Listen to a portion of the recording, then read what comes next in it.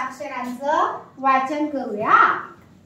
हे स्वर आहेत। आता स्वरांचं वाचन करताना माझ्या मागे तुम्ही म्हणायचे बघा, अ अगरबत्ती, अगरबत्ती, आ आगगाडी, आगगाडी, ई इमारत, इमारत, ईद, ईद, उशी, उशी, ऊस, ऊस, ऋषी, कृती, एक, एप्पल,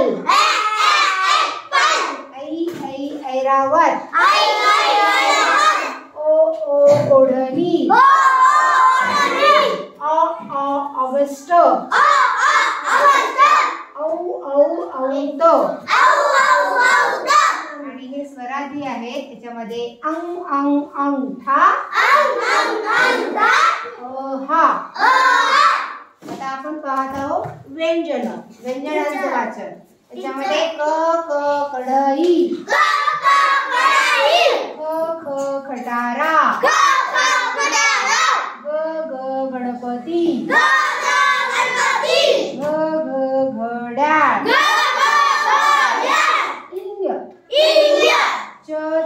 चमचा, छत, जवान, झबले,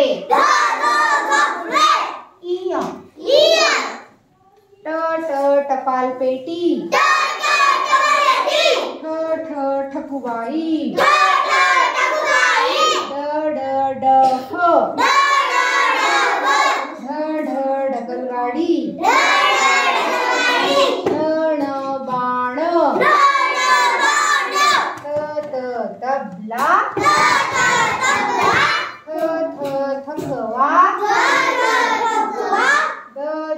दफ्तर,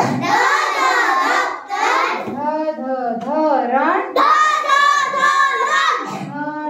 नदी, पणती, फळा,